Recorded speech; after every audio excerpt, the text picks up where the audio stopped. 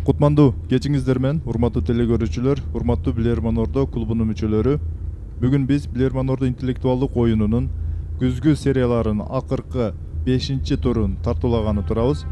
Бүгүнкү 5-чи турга Сагынбек Маманов жетектеген команда телекөрүүчүлөргө каршы ойноону келген. Анда эмесе мен бүгүнкү оюнчуларды Ордого кол чабуулар менен чакырууну баштайын.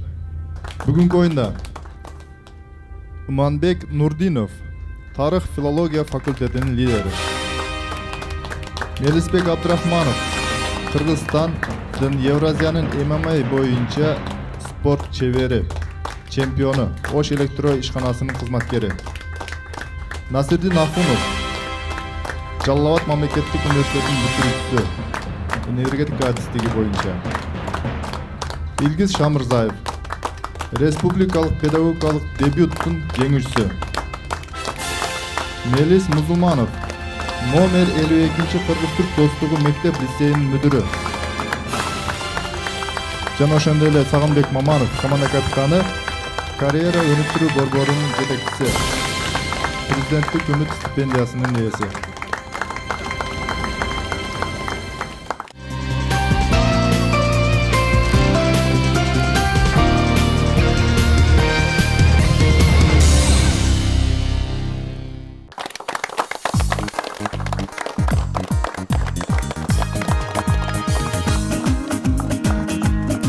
Сагын мырза, Ордого куш келипсиз. Саламатсыздарбы, ардактуу телекөрүүчүлөр, саламатсыз урматтуу алып баруучу, жалпы клуб мүчөлөрү, жараткан колдоп, жакшы ниет тилек кылып, биз оюнга келдик. Командабыз маанайы жакшы оюн көрсөткөнгө, кызыктуу оюн көрсөткөнгө аракет кылабыз. Калганы жараткандан, аракет бизден. Чоң рахмат. Командага ийгилик каалайбыз. Анда эмесе биз бүгүнкү оюнга келген суроолорду Ордого жайгаштырууну баштасак. Урматтуу телекөрүүчүлөр, биздин оюнга суроо жибериңиздер. Биздин дарек Ош шаары Ленин көчөсү 330, Билерман Ордо интеллектуалдык оюнуна деп. Жана ошондой эле Facebook'та Билерман Ордо деген баракчабыз бар. Ошондой эле Билерман Чекит ТВ күчүкчө mail chekit.ru электрондук дарегине дагы сурооңуздарды калтырсаңыздар болот. Ал эми бүгүнкү оюнубуздун демөөрчүсү Улут жүзү коомдук фонду жана анын президенти Рустам Маманов болуп эсептелинет. Улут байлыгы билимдүү жаштарда деген ураанын негизинде билермандарды ар тараптуу колдоп келүүдө биз Рустам Мамановго ыраазычылык билдиребиз. Жана ошондой эле өнөктөшүбүз Ата кондитерлик фабрикасы. Ата кондитерлик фабрикасы дагы бизге өзүнүн татууларын камдап келген. Биз Ата кондитерлик фабрикасына дагы ыраазычылыгыбызды билдиребиз.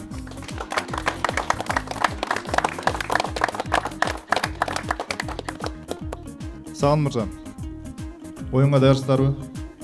Урматтуу алып баруучу, команда жалпыз оюнга биз даярбыз. Анда эмесе биз оюнду баштадык. Эсеп болсо 0-0, биринчи раунд.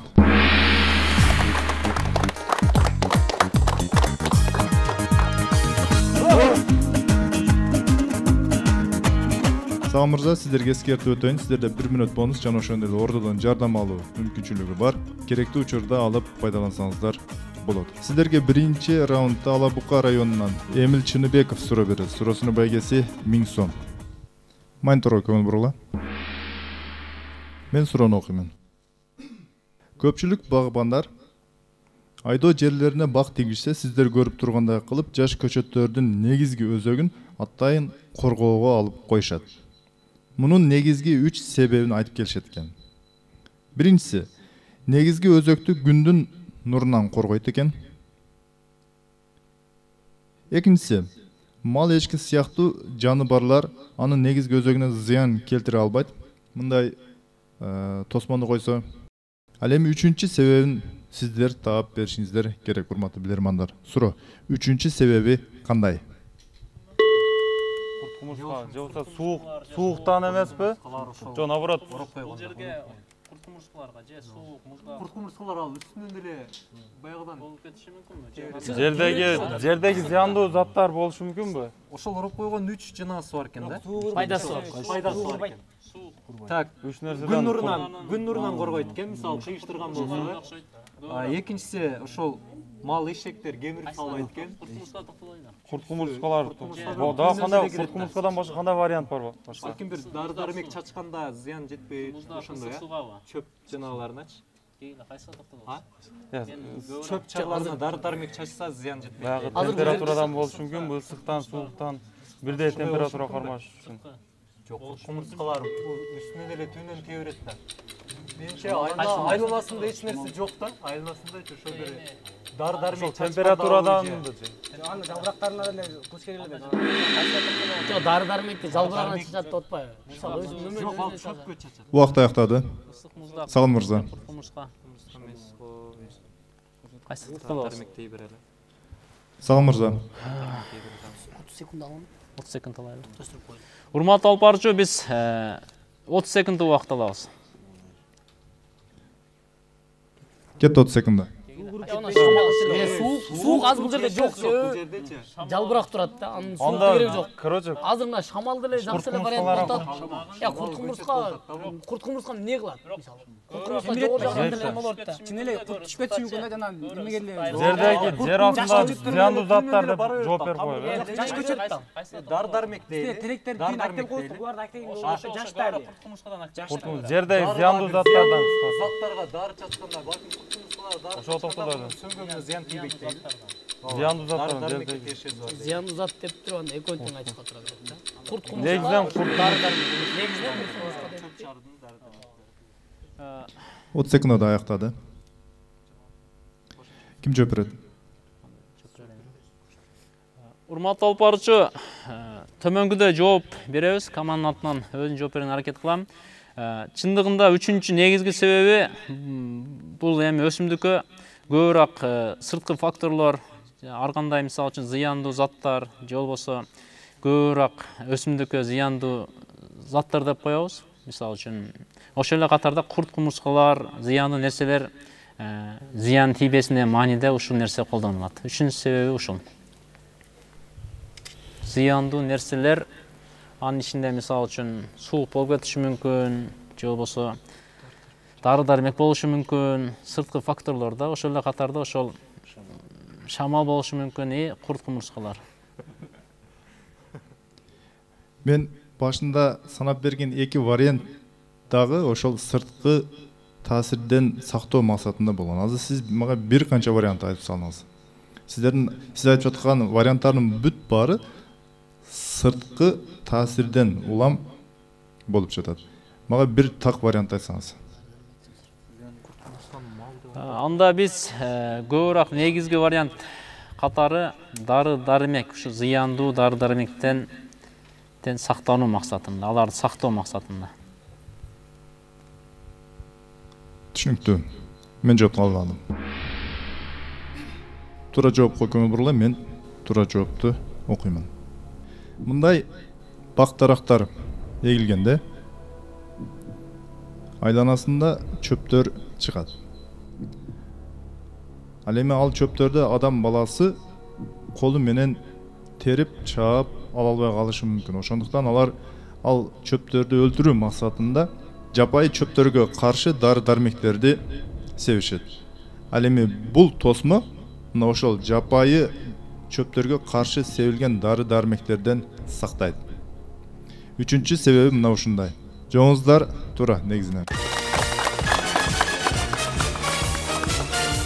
Эсеп болсо 1-0 Германдардын пайдасына.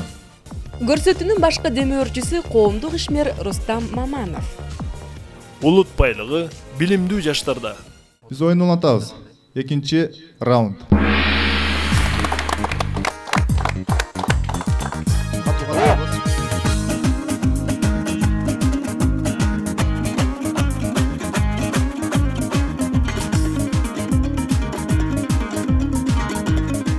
Экинчи раундда силерге каршы Өзгөн районунун тургуну Аскар Токоев ойнойт.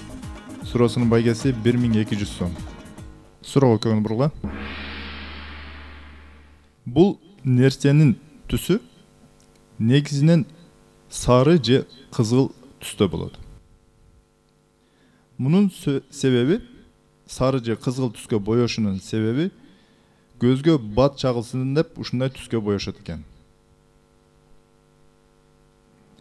Görünüşü болсо тоголок.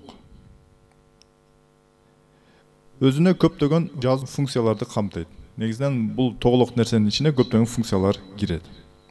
Ал эми биз бул нерсени такыр башка түстө жана 4 бурчтуу түзүлүштө элестетебиз.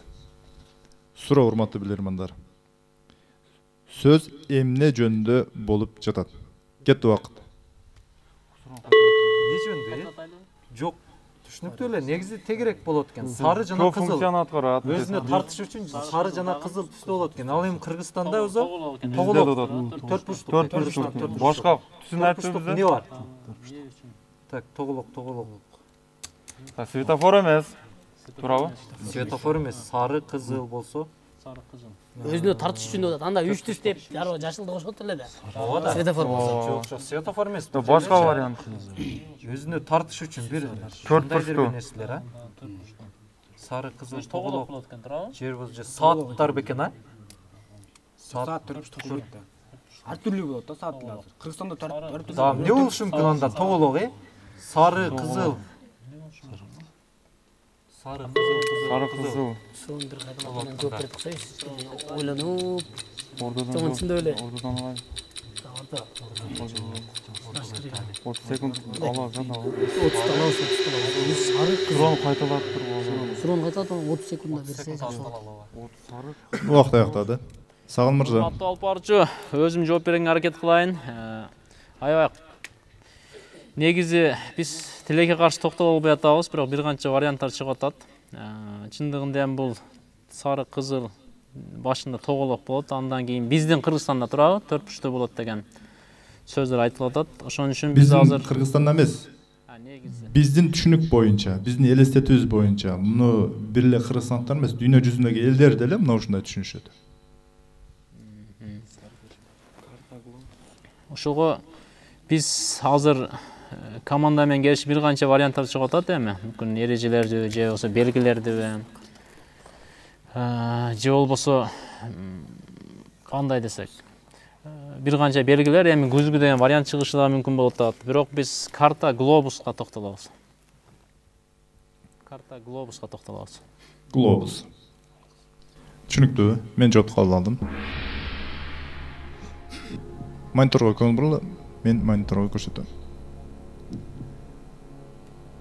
Сөз мына ушул курулма жөнүндө болуп жатат. Билесиздерби, бизде бул курулманы эмне деп атайт? Биздин түшүнүгүбүз боюнча. Суроодо айтылгандай, мунун түсү сары же кызгылт болот. Себеби көзгө бат чагылышы үчүн. Ал эми өзүнө көптөгөн жазуу функцияларын камтыйт. Бул жерде үн жазуу, түрдүү абалдарды жазуу. Ал эми биз муну өзүбүздүн түшүнүгүбүз боюнча самолеттордун бортуна жайгашкан аппаратты черный ящик деп атайбыз. Бул өзү тоголок, сары түстө. Ал эми биз муну кара жана 4 бурчтуу түс элестетебиз. Бул самолеттун бортуна жайгашкан үн жазуучу аппараттар. Тилекке каршы жоолуңуздар турабыз.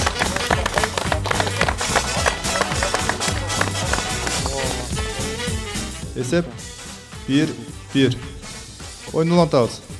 3-cü rauнд.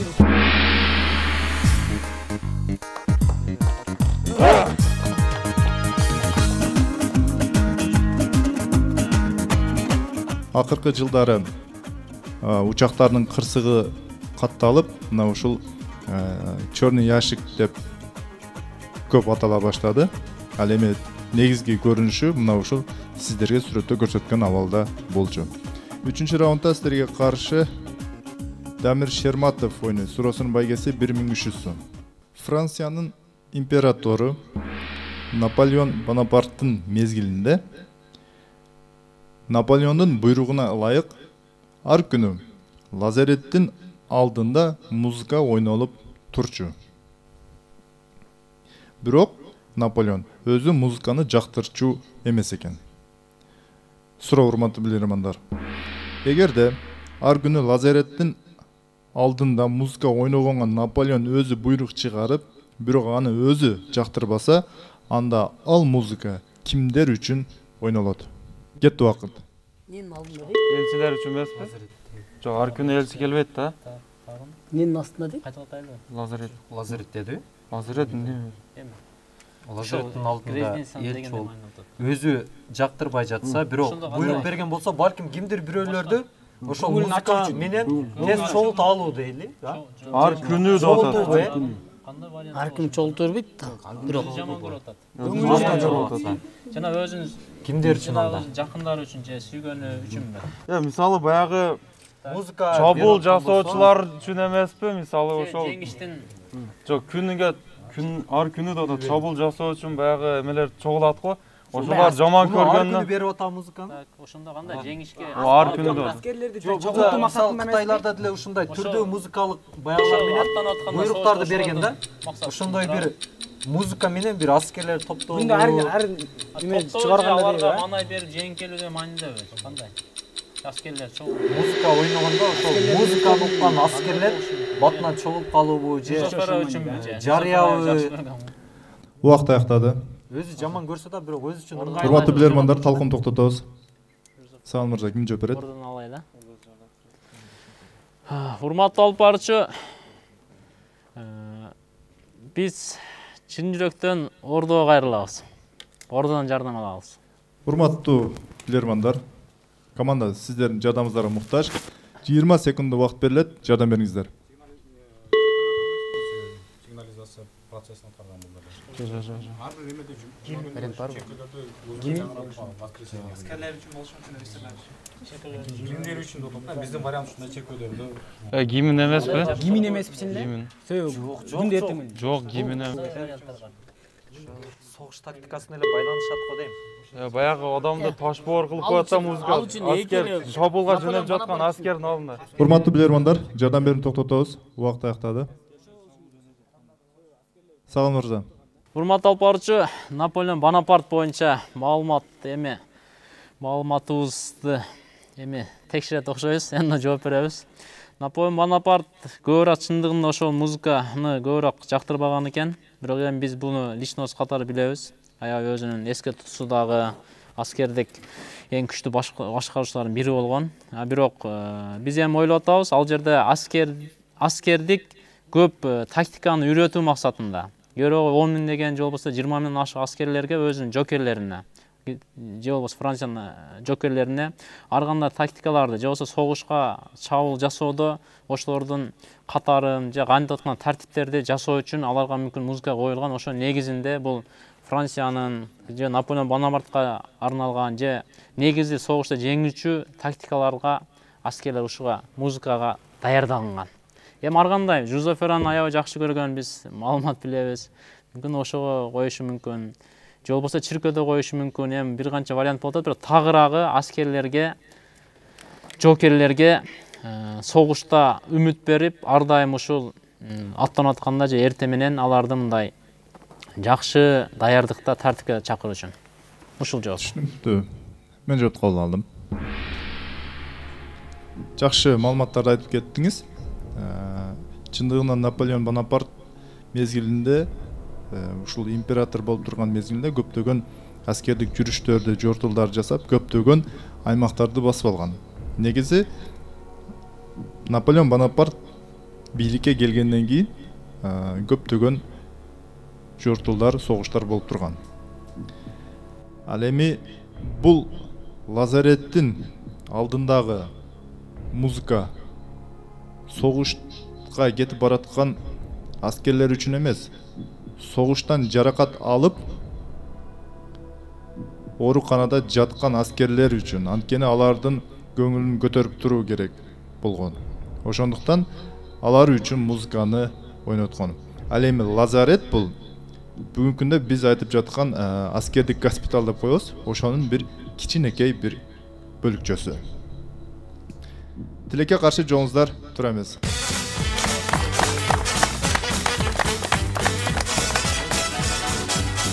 Эсеп 2-1. Телекөрүүчүлөрдүн пайдасына. Лакомка, дамду, лакомка. Вафлини дайыма жаныбызга ала алабыз.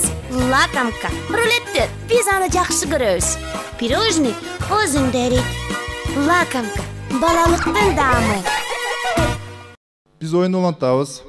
4-cü rauнд.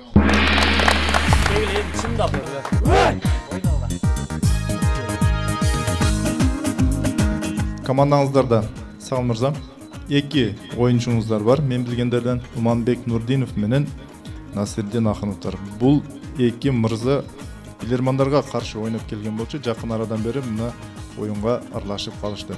4-cü раундда Аксы район тургуну Санжар Субанбек уулу суроо берет. Суроосунун байгеси 1400 сом. Майнтро көңүл бургула. Суроо Сан-Себастьян шаарындагы имараттардын айнектерине коюлган номерлер жөнүндө. Бул Себастьян шаарынын көп кабаттуу үйлөрүнүн балкондорунан бир көрүнүш. Байкаган болсоңуздар, урматтуу билермандар. Сан-Себастьян шаары үчүн балкондорго номер коюу эмне үчүн керектелет? Кетти убакыт. Билет эмеспи, мындай билет номер эмеспи, үйдүн квартиранын номериге карап. Ошо жараша акы төлөнсө керек, мисалы, 1-кабат, 2-кабат ошо кымбатат. Көчө футболу дагы бир вариант лотерея болушу мүмкүнбү? Лотерея. Бул кымбаттыгына. Баягы Жок. Футболисттердин номерлери эмеспи же? Футболисттердин номери. Жок, футболисттердин номери эмес. Бул ошол көчө футболун көрүүгө эле көчөдө футбол ойнойт. Ар бир үйдүн жашоочусу ошол немени көрүшүгө мүмкүн. Ошо жараша акы төлөйт. Билет. Ошо катар номер боюнча, ошондой. Ошо башка вариант бар, лотерея болушу мүмкүнбү? Айманаттар мисалы ичине кирип отурбай көрөт да. Көчө футболун көрүү үчүн Мындай жатканда билет болушу мүмкүн. Урматтуу алып барчу. Мөөнөтүнөн мурда жооп даяр. 5 секундда гана үнөмдөңүздөр. Ким жооп берет? Асым жооп берерсиңби? Урматтуу алып барчу, буга чейин телекөрүүчү болуп ойноп жүрсө, эми биздин билерман болуп ойноп атат. Ошого Насирдин Ахынов жооп берет. Телекөрүүчү катарындагы эми билерман катары. Насирдин Ахынов. Урматтуу алып барчу, биздин команданын жообу боюнча мындай жооп берейин. Бул балкондор, бул трибунанын милдетин аткарат. Түшүнүктүү. Мен жооп кабыл алдым. Испания мамлекетинде коридо оюну өтө шаң шөкөт менен өтөт. Кээде атайын аянчада да өткөрүлөт, кээде көчөдө. Сан-Себастьяндо коридо оюндары болсо көчөдө болот экен. Ал эми бул сандар атайын аянчада орундуктарга билет сатылганда эле бул балкондордагы билет катары сатылат. Ошол билеттин милдетин аткарат. Балкондордун номерине карата билет сатылган. Бул балкондорго номер коюу менен коридо оюнун балкондордон көрүү мүмкүнчүлүгүн берген. Майнторго көңүл бурсаңыздар болот. Бул жерде көрүп турганыңыздардай балкондордо адамдар турушат. Бул экинчи көрүнүш. Негизинен мен силерге сураганда балкондор эмне милдетин аткарат дегенде сиздер жооп бердиңиздер. Трибуна милдетин аткарат деп. Негизинен жооңуздар туура.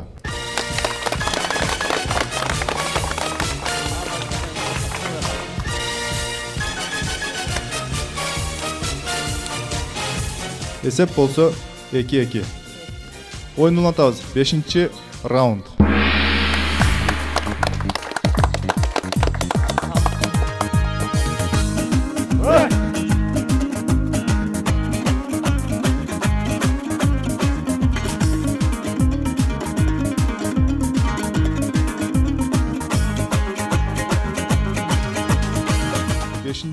Раундда силерге каршы Россия Федерациясынан Сахалин шаары Белек Маматов суроо берет. Суроосунун байгеси 1500 сом. Суроо көңүл бурла, мен суроону окуймун.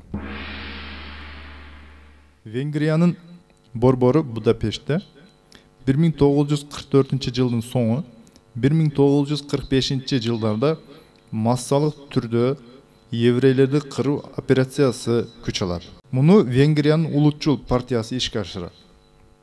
Бул кыргында венгерлер ок дарыларды үнөмдөө максатында бир ыкма ойлоп табышкан. Бир ок менен 50-60 адамды өлтүрүшкөн экен.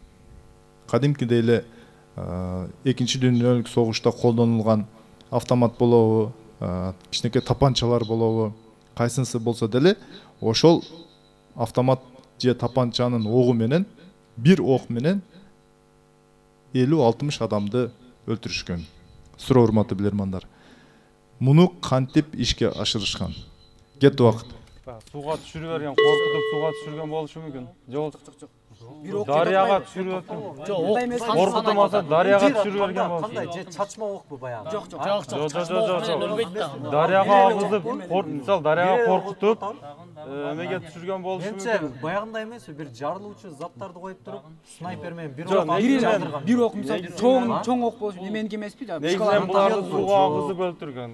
Менче бир бомба атай миналарды койгондагы аскер келгенде ошо атайын снайперлер бир ок менен агызып өлгөн, өлтүргөн. Мисалы үчүн бир нерсеге байлап коюп туруп, жип татса ошо баардык бир нерсеге баягы эле мисалы 2005-жылы эстелик тургузган, 2005-жылы бир ок менен от киргизип атпайбы бүтүн талаага. 2005-жылы эстелик тургузган 60 ботинканы эстесең, ошол суга агызып өлтүргөн. Жок, жанагы ошол бир ок менен коркутуп түшүргөн болушу мүмкүн. Ал эстелик жанын огу менен ошол да болуш керек. Суга агызып суга чөктүрүп өлтүргөн. Убакыт аяктады. Сагын мырза. Урматтуу алып баруучу, кайрадан Насирдин жооп бергенге аракет кылат. Насирдин Ахунов. Урматтуу алып баруучу, биздин оюбузча бул бир эле ок менен, балким коркутуп үркүтүү жол менен дарыяга агызып чөктүрүп өлтүргөн болушу мүмкүн, же болбосо негизинен буларды дарыяга агызып чөктүргөн деген маалымат бар менде. Кыштын күнүндө суукта балким. Жалпысынан ошо. Бир ок менен кантип 50-60 адамды суга агызып жибериши мүмкүн. Бир ок менен эгерде коркутуу дейин десеңиз, андай суукка түшпөйт. Андан көрө сууга түшпөстөн туруп эле ушул жерде атылып өлүп кеткеним жакшы деши мүмкүн. Балким ошол кандайдыр бир жарылуучу зат колдонгон болушу мүмкүн. Ошол бир жерге мисалы дарыяга түшүнүктүү. Мага бир вариант айтыңыз, кайсыл вариантты бересиз мага жооп катары?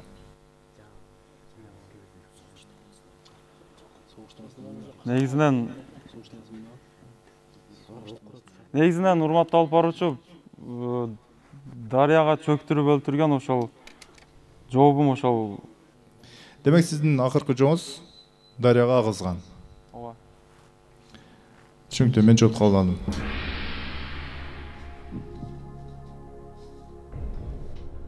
Бул Будапештте өткөн Холокост боюнча маалыматыңыз бар экен, бирок өтө чала. Чындыгында Будапештте сиз айткандай 2005-жылы мындан бир канча оюн мурда мен эсимде болсо Семете мырзанын командасына келген болсо керек эле. Ушул Холокост боюнча Будапешттеги болгондо дагы. Ошол окуяда адамдарды сууга чөктүрүп өлтүргүзүшкөн.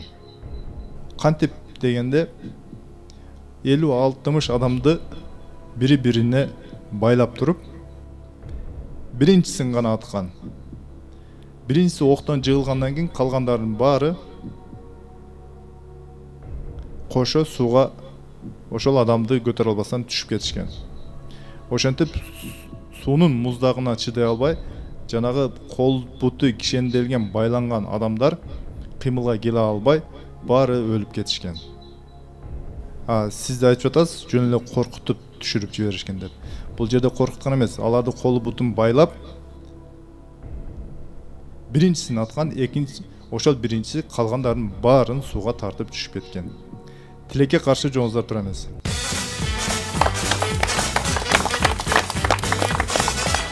Элүү 60 адамды коркутуп сууга түртүп айдоо менен байлап туруп өлтүрүп салуу бул экөө такыр, эки бөлөк нерсе. Тилекке каршы жооңуздар тура эмес, эсеп болсо 3-2. Телекөрүүчүлөрдүн пайдасына.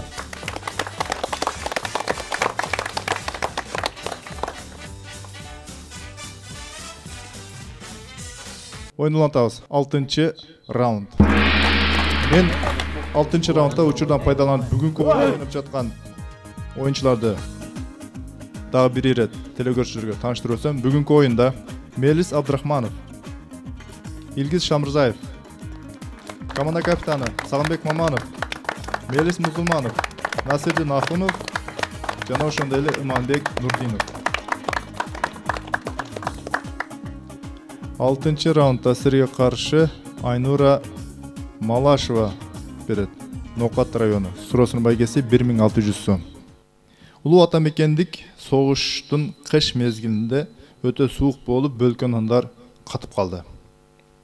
Аны уккан Сталин өзүбүздүн сухарилерди чыгаргыла деп буйрук берген. Ал эми Ворошилов болсо ар бир солдатка 100 грамм таза спирт берилсин деген сунушту киргизип, солдаттарга 100 граммдан спирт бериле баштаган. Бул сиздерге маалымат иретинде гана айттым. Согуш учурунда Молотов болсо ушул нерсени сунуш кылганы үчүн ал нерсени Молотовдун коктейли деп атап коюшкан экен. Молотовдун коктейли. Элестеткиле, коктейл кандай көрүнүштө болот? Идиште жана суюктук. Суроо урматтуу билермандар. Солдаттар Молотовдун коктейли деп согуш учурунда эмнени айтышкан? Кетти убакыт. Бөлкөнөн катпаш керек. Сталин эмнени сунуштаган? Сталин спирт сунуштаган. Жок, Ворошилов Сухарик кылгыла деген. Бөлкөнөндөр катып калган. Сухарик кылгыла деген. Коктейл. Коктейл деген эми мындай. Жок. Ошол нан менен байланыштыралы. Нан менен Шылып тиги Сталин эмнени сунуштаган? Мен жаза албай калдым ошону. Сталин эмнени сунуштаган? Сталин эмнени сунуштаган? Сталин сухарик кылгыла деген. Нандарды бүт сухарик кылып тастагыла деген. Белгиси 100 граммдан спирт бериле дейт. Согушта жеңиш керек. Бу Молотов экөөнү аралаштырып бергиле деген болушу мүмкүнбү? Негизинен Жок, сухарик менен спирт аралаштырып бергенде базуучу бир кеңири нерсе да. Болушу мүмкүн, жакшы вариант. Сухарик менен экөөнү аралаштырып бергенде баягы коктейл сүттөн эме болот. Жок. Башка нерсе. Жок, коктейли деп Коктейл атап деп койгондо ал отпайбы? жөн тырмакчанын ичинде. Экөөнү аралаштырып берген деген жакшы вариант болбойт да. Кандай Убакыт аяктады. Сагын мырза. Бул суроого Илгиз жооп берет. Солоковдун коктейли деген болсо, согуш Молотовдун коктейли деген болсо, согуш табасында биздин команданын ою боюнча кандайдыр бир жаныбарлардын эти. Түшүнүктүү. Мен жооп кабыл алдым. Эмне үчүн жаныбардын эти? Эми ошол учурда тамак аш маселеси жана башка маселелер кеңири каралган, анан аябай таңкыс болгон. Мына ошондуктан да кайсыл бир жаныбардын этин булар пайдаланса керек. Негизи согуш учурунда эт эмес бир кичинекей бөлгө да жетишкен эмес аскерлерге. Бул жерде эч кандай тамак жөнүндө сөз болбой атат. Мен туура жоопту айтам. Мониторго көңүл бургула. Молотовдун коктейли деп, мына бул бөтөлкөгө бензин же болсом солярка куюлган жана учу атайын чүпүрөк менен оролгон идиштерди айткан. Буларды танкага ыргытып, танканын же болсом күйүүчү техникаларды күйдүрүшкөн. Эгерде экинчи дүйнөлүк согуш жөнүндө кино тасмаларды көргөн болсоңуздар, мына ушундай кадрлар кездешет. Молотовдун коктейли деп булар мына ушул күйүүчү суюктук куюлган бөтөлкөлөрдү айтышкан. Тилекке каршы жооңуздар тура эмес.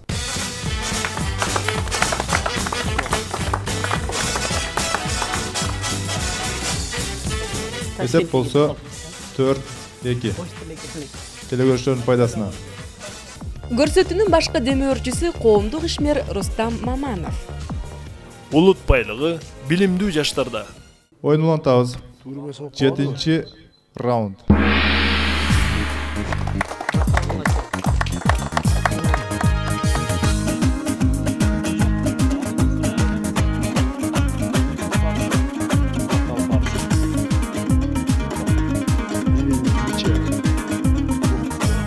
7 раундда сіздерге қаршы Өзгөн район тұрғыны Асылбек Жолдошев суроо берет. Суроосунун байгеси 1700 сом. Суроо көңүл бурула, мен суроону окуймун. Баарыбызга белгилүү болгондой, Apple компаниясы жөнүндө суроо. Apple компаниясынын эң алгачкы эмблемасы герб сыяктуу болгон. Сүрөт жана жазуусу бар лентадан турган. Бул логотипти Apple компаниясынын негиздөөчүлөрүнүн бири Рональд Уен тарткан. Бирок бул герб сыяктуу эмблеманы товарга койгондо көркөмдүү болбой калган. Ошондуктан 1 жылдан кийин кайрадан өзгөртүшүп, азыркы биз көргөн абалда кайрадан чагылдырышкан. Суроо, урматтуу билермандар. Биринчи эмблемада кимдин сүрөтү чагылдырылган? Кетти убакыт.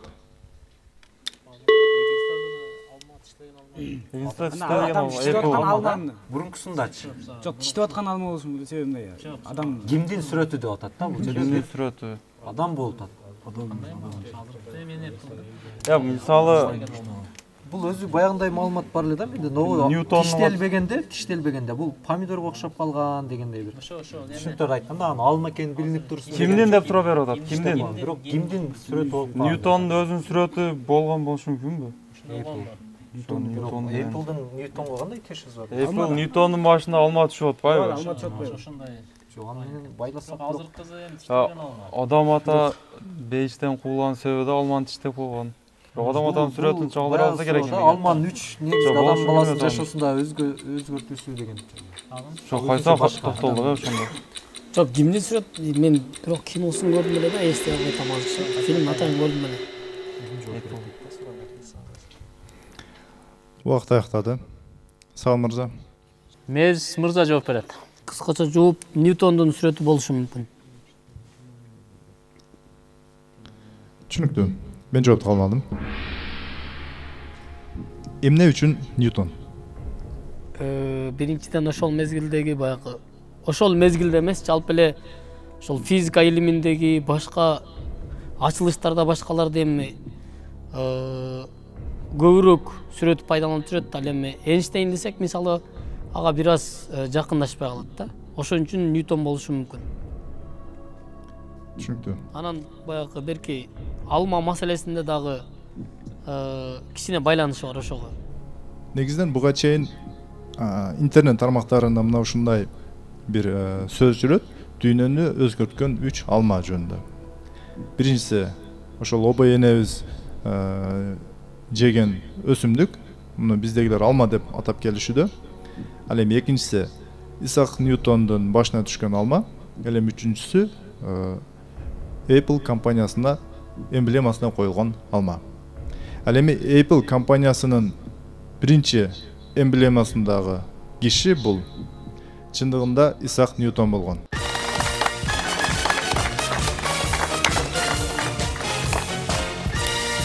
Жоңуздар эсеп болсо 3-4. Oyun ulantабыз. 8-ci rauнд.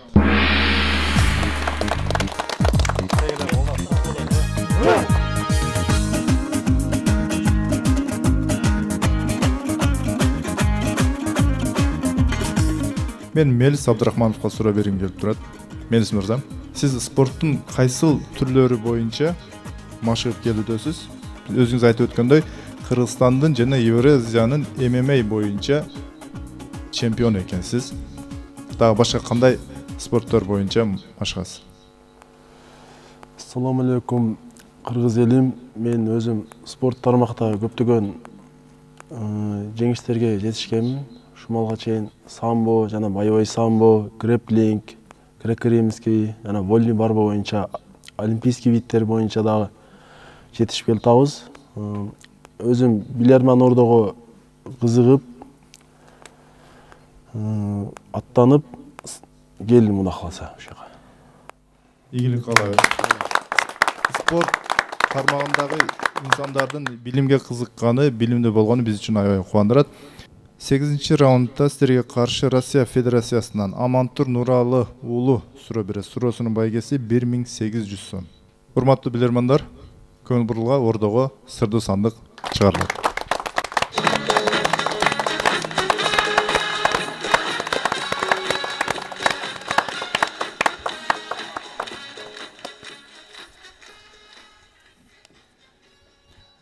Көптөн бери oyunumuzga sırdı sandık geldik bolçu. Bugün sizlerge geldi. Көңүл бурулган мен суроону окуймун. 1871 жылы поезд каттоосу жолго коюлган. Ал эми алардын алгачкы үлгүлөрү паровоздор жаңыдан жол каттоосуна коюлуп жаткан мезгилдерде машинистке жана анын жардамчысына ар сменада сырдуу сандыкчанын ичиндеги предметти акысыз белекке берип турушкан. Машинист жана анын жардамчысы смендерин алмаштырышкан. Мына ошол учурда ушул сырдуу сандыкчанын ичиндеги нерсени белекке акысыз берип турушкан. Суроо, урматтуу билермандар. Сырдуу сандык ичинде эмне бар? Кетти убакыт. Урматтуу алпарчы, мөөнөттөн мурда жооп даяр. Ким жооп берет? Урматтуу алпарчы, Илгиз Шамырза жооп берет.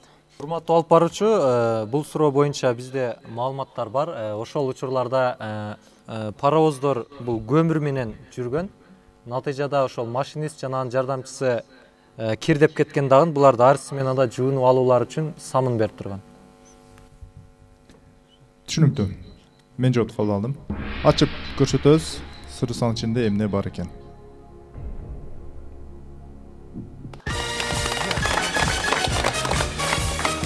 Жоңузда турат. Бул самын болчу. Паровоз деген кыргызча буу менен жүргүч деп аталат. Муну баарыңыздар билесиздер. Паровоздун чоң моору болуп, андан кара түтүн оргуштап чыкчу дейт. Анткени сууну ысытып буга айландырыш үчүн көмүр жагылчу. Мына ошондуктан да машинист жана анын жардамчысына ар сменада жуунуп алуулары үчүн акысыз самындар берилип турган. Жоңуздар тура, эсеп болсо 4-4. Ойлонтабыз. Лакомка, дамду, лакомка. Вафлини дайыма жаныбызга ала алабыз. Лакомка. Рулетти биз аны жакшы көрөбүз. Пирожный өзүндө эрийт. Лакомка. Балалыктын даамы. 9 раунд.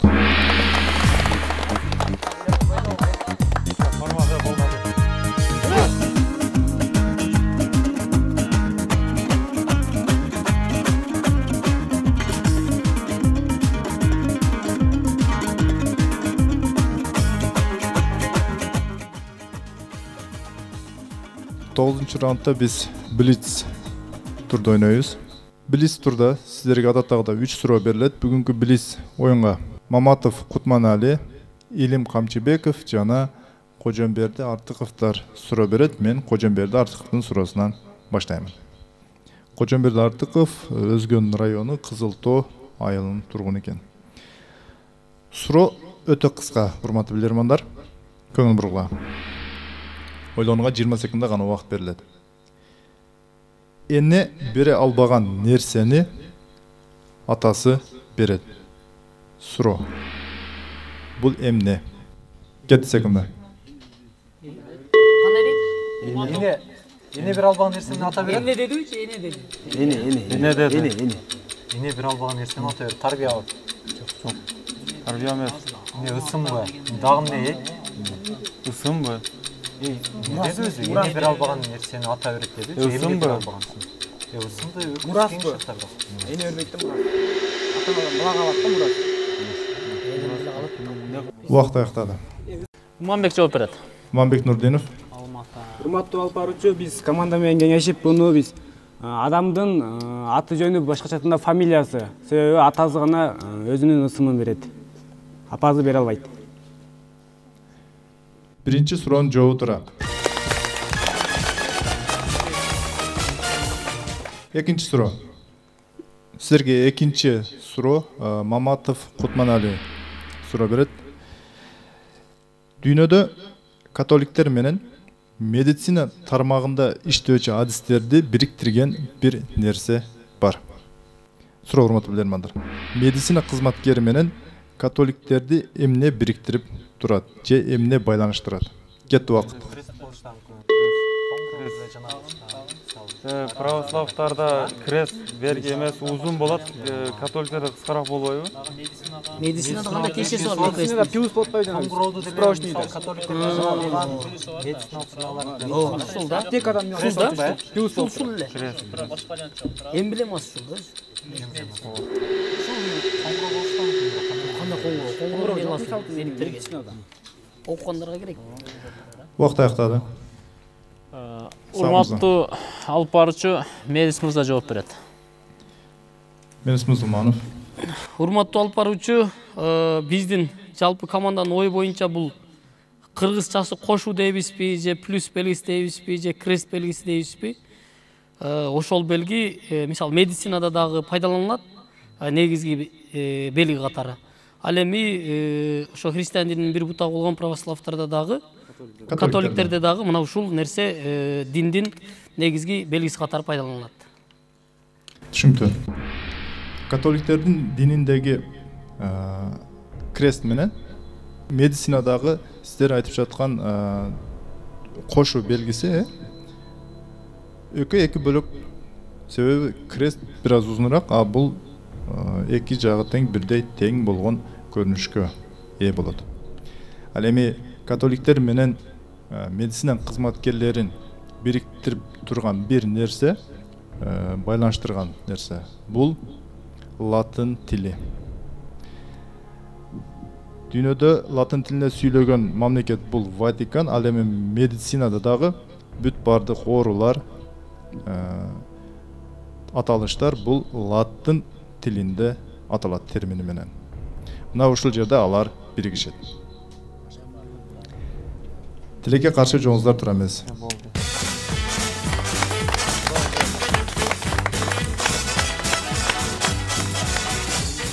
Эсеп 5-4 тилекөрүшүлөрдүн пайдасына. Оюнлантабыз. 10-чу раунд.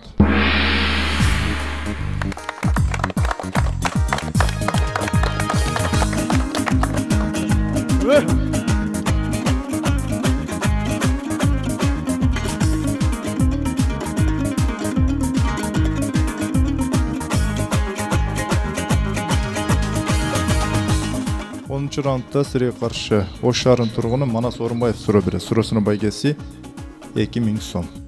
Суроо көңүл бурула. Атактуу италиялык кино актриса Жина Лоллобриджа көптөгөн адамдарга кол тамга коюп берген автограф. Бирок бир жолу бир адамдан өзүнө автограф кол тамга жазып берүүсүн сурайт. Ал атактуу адам Лола Бриджага мындай деп кол тамга коюп берген. Мен көптөгөн жылдыздарды көрдүм.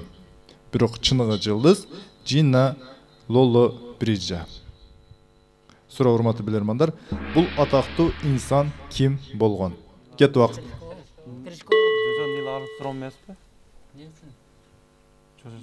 Жылдыздарды көптөгөн жылдыздарды көрдүм дегенине караганда Терешкова же бир космонавт да. Же мен негизинен жообумду космонавт деп берип койсок болобу же атын сөзсүз айтышыбыз керекми? Космонавт деп эле коюшубуз керек болот. Башка вариант барбы? Башка вариант издел. Дагы бир минутта бар. Бекер 6-4 болгондон көрө эме кылайын. Дагы. Космонавт дагы кандай вариант бар? Астролог барбы, астроном барбы, эмне бар? Короче, ошо Лола кол тамга берип жүрүптүр. Анан күндөрдүн биринде өзү бирөөдөн кол тамга алгысы келди да. Ооба. Жок, атын айтпай эле. Космонавт эле токтоп. Дагы башка кандай вариант бар? Мен бул качан жашаганын, качан не болгонун билбейбиз да, чындыгында. Кимдин замандашы? Гагариндин замандаштыр балким. Эми вариант көп да. Эми 1 минутта бар, алып берели. Италиялык кол тамга космонавтка чыга элек болушу мүмкүн. Асманга чыга элек адам болушу. Телескоп менен көргөндөр болуп.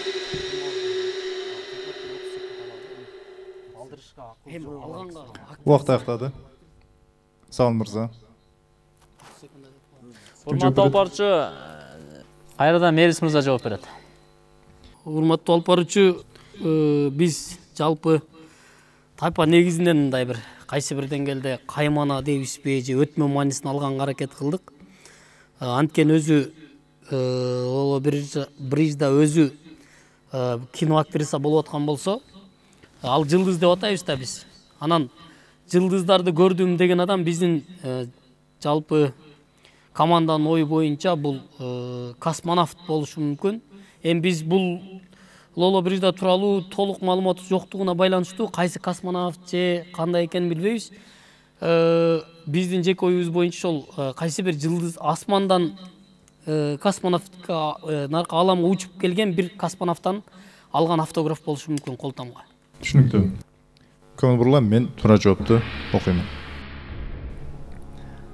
Мен көптөгөн жылдыздарды көрдүм, бирок чыныгы жылдыз Жина Лоло Брижда деп кол койгон белгилүү инсан космонавт Юрий Гагарин болчу.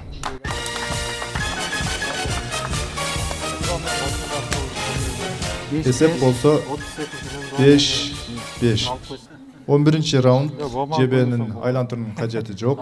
Сиздерге каршы Кара Суу районунун тургуну Гүлзат Кабылова суроо берет. Суроосунун байкеси 2100 сом. Суроо көңүл бурула, мен Гүлзат Кабылованын суроосун окуймун. Даниэль Дефо. Уккансыздарбы бул боюнча? Даниэль Дефонун Робинзон Крузо чыгармасы бар. Мына ошол чыгармасында бул сөз 1 жана 5 бөлүмдөргө чейин 99 жолу кайталанган. Бир сөз. 5-21 бөлүмдөрүндө бул сөз бир да жолу учурабайт.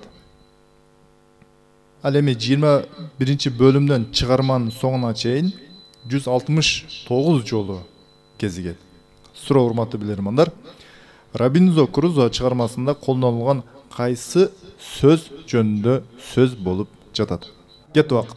Робинзон деген сөз да. Өзү да, же мен деген сөз, же Робинзон деген сөз. Бүгүн деп башталгычында жардам деп жардам күткөн бир сөзбү. Кийин баягы кайталанбай калып атты деген бул баягы Жумабайга кезигет го. Аны тапкандан кийин ошол сөз жоголуп атат да. Балким жардам, балким мен жалгызмын, дагы эле жалгызмын. Жардам күтүп атам дегендей бир маани. Биринчи менен 5-чиге чейин кайталанып табы? Биринчи менен 5-чиге чейин көп жолу кайталанып. Робинзон күндөлүк жазган, билесиңерби? Бүгүн 8-ноябрь, 18-ноябрь деген. Мен мынчанчы күнү дагы эле Жумабайды тапкандан кийин биз Жумабай экөөбүз. Жок, Робинзон деген сөз болушу мүмкүн. Ага чейин мындай немеси мен ал чыгарманы киносун эле көргөм. Башта бирөөлөр кайрылат дагы турабы? Робинзон деп кайрылган жерлер мындай барбы жокпу? Жок, ал бул аралда өзү жалгыз калып кеткен да. Жок, башында эле ошентип башталат. Башында эле бир кемеден түшүп калып кеткен. Мен Жумабайды тапкандан кийин биз деген болду. Мен деген сөз же 30 секунд алып токтолобуз. Убакыт аяктады. Сау мырза. Урматтуу алып баруучу Илгиз жооп берет. Илгиз мырза. Бул Робинзон Крузо ошол аралда өзү жалгыз калып кеткенде ошол деңизден кеменин калдыктарын, ар кандай нерсени алып чыгып өзүнө ыңгайлуу шарт курат. Ошол эле катарда бул өзүнө күндөлүк жазып барат. Мен жардам күтүүдөмүн, мен аралда өзүм жашап жатам дегендей мааниде. Андан кийин бул ошол чыгарманын жүрүшүндө Жумабайга кезигет. Жумабайга кезиккенден кийин бул ары жагына, күндөлүктүн ары жагына биз момдай же болбосо биз дыйканчылык кылып жатабыз деген бир мааниде болсо керек. Мен анан биз деген сөз. Сиз мага азыр эки вариант айтып жатасыз. Мен бир эле сөз. Мен Робинзон деген сөз. Түшүнүктүү. Жекелик мааниде. Мен жооп калгам. Көңүл бурула, мен туура жоопту окуймун. Робинзон Крузо биринчи бөлүмдөн 5-чи бөлүмдөрдө чыгармада. Бул эл менен коом менен аралашып жүргөн учуру. 5-чи бөлүмдөн 21-чи бөлүмгө чейин бул аралдагы учуру. Анан 21-чи бөлүмдөн чыгарманын соңуна чейин кайра эл менен кезигишет. Ал эми birinci bölümdün 5. bölümge çeyin koldanılıp, kayra ortada koldanılbay, kayra soңунда koldanılgan söz bu. Biz degen sözü bolчу. Antkeni al çıkarmanın ortasında al. Aralda jargыз жүргөн учуру болчу. Ал эми чыгарманын башында жана аягында ал элдер менен кезигип жүргөн. Ошондон ал сөзүндө biz деген сөздөрдү колдонгон. Ал эми аралга түшкөндөн кийин ал жалгыз. Ал эч качан biz деген сөздү колдоно албайт. Ал сиз айткан мен деген сөздү колдонгон. Илгиз мырза адашып калдыңыз. Кийичине. Негизи жакшы оюн болду. Ошон өзү бүгүнкү жыйынтыктын өзү демек канчалык даярдангандыгыбыздын үлгүсү десек болот. Негизи бүгүнкү оюн жакшы болду.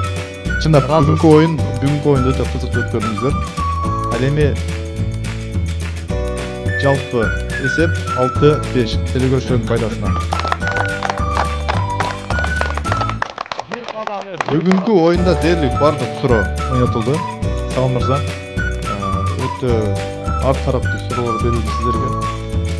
Бүгүнкү берилген суроолордун ичинен кайсы суроону сиздер мыкты суроо деп эсептейсиздер? Мен ага чейин турган билермандар менен маектесем. Семете мырза, бүгүнкү оюнга сиздин пикириңиз? Урматтуу билермандар, урматтуу ордош, урматтуу телекөрүүчүлөр, бүгүн жакшы оюн болду. Мен бул оюнду жеңилүү деп санабайм. Жеңиш деп эсептейм. Балдар жакшылык аракет кылышты, даярдык өсүү бар. Бүгүн эң сонун оюндардын бири болду десем адашпасам керек. Анткени улар талкуусу, жеңишке болгон аракети өтө курч болду.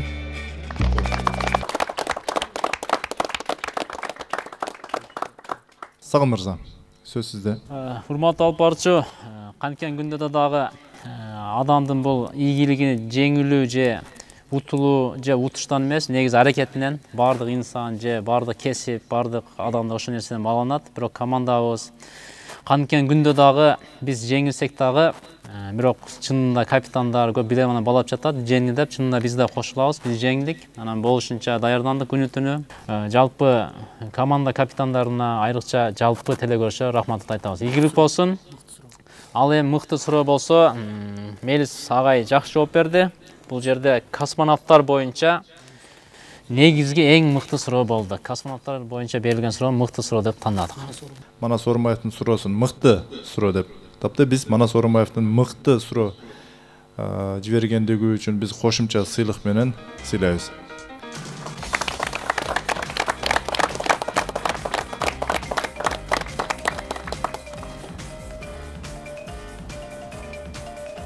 Урматтуу телекөрүүчүлөр, урматтуу билермандар, мына ушу менен биздин оюн жыйынтыкталды. Урматтуу билермандар, бүгүнкү оюнга адаттагыдай Ата контент фабрикасы өзүнүн таттууларын камдап келген.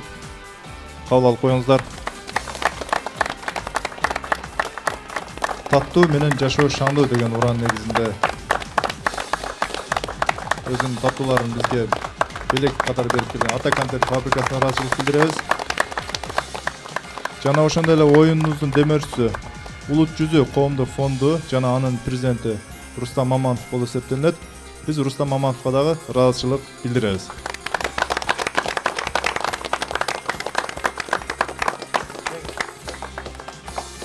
Жана ошондой эле бүгүнкү оюнда жеңишке ээ болгон телекөрүүчүлөрүбүздү куттуктайбыз.